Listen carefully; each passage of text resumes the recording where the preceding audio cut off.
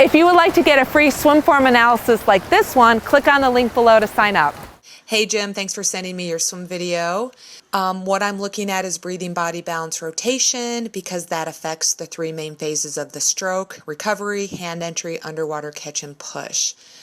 You are a frequent one-side dominant breather. I'd like you to change that because it's going to help you focus more on your underwater catch and pull. So because you're a one-side frequent dominant breather, you tend to, your rotation's off. In your case, you're breathing to the left, so you're always on your right hip, and you're not quite getting as much rotation on your left hip. You don't necessarily need to bilateral breathe to help that, but taking a right side breath is definitely going to help get you a feel for what it's like to be on that right hip, and it's also going to help balance out your arm strength. So not breathing so frequently. A lot of times when you breathe that frequently, it could cause breathlessness because you're hyperventilating. Inhale, and exhale quite so frequently. As far as body balance goes, it appears that you're pretty much on the surface of the water. I don't really think your legs are sinking.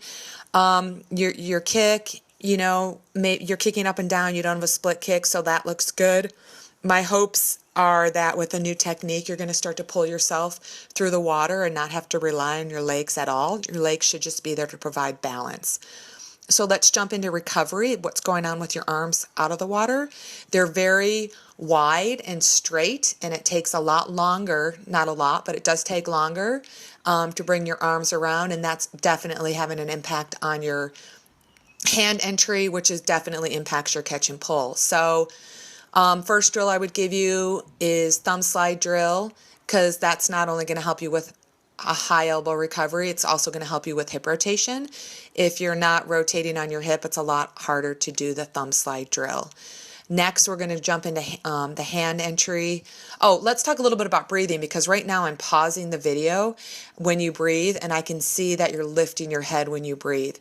You want to make sure you're rotating on your hip to breathe and not twisting your neck quite so much, and your head should be in the water, because right now in the paused position it's not.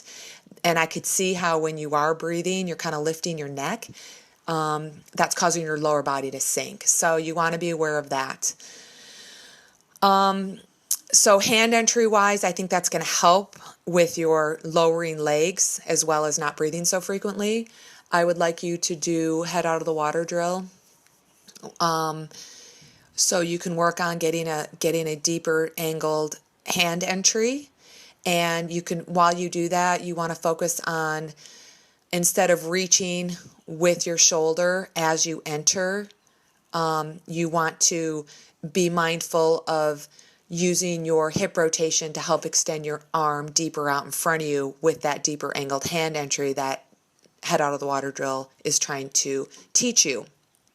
You also want to think about and be mindful of using your underwater pull to drive your rotation. So, I mean, the main thing, the way to get really faster is being mindful of using that underwater catch and push to drive your hip rotation, and then that hip rotation in turn helps extend your arm deeper out in front of you, takes the stress off your shoulders. You can get a deeper catch followed by a push, which is going to engage your lats, the side of your back muscles. You're going to get to use a bigger muscle such as your back, take the stress off the smaller muscles such as your shoulder. You're going to pull a greater amount of water with each arm stroke, and it's going to be less effort, and you're going to go faster. So let's talk about stroke count. Your stroke count's about 26 strokes in about 26 seconds. I believe you're in a meter pool. First thing I'd say is let's definitely get that below 24 strokes. The way I want you to do that is try to work on your strength, your catch and your push. The way I want you to do that is swim over that black line.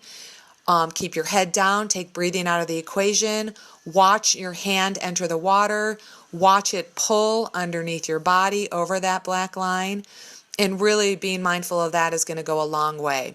So a quick summary, let's start with not taking quite so many breaths. Let's do the thumb slide drill to get your elbows high, not so wide, and get you on your hips more. Let's go right into the head out of the water drill to exaggerate that hand entry deeper, and then really be mindful of swimming over that black line so you can watch your catch and your pull and work on your strength and that will help you take a little bit less strokes. You should be able to go faster with less effort. If you have any questions, I'd love for you to call and leave me a voicemail from my website on the right-hand side or my Facebook page on the left-hand side. I will reply via voicemail, as well as I'd like to promote your question on the Endurance Hour podcast, because if you have a question, I'm sure someone else does, because swimming is definitely something that a lot of adult triathletes struggle with as they get into the sport. So hopefully this helps, and I hope you make it a great day.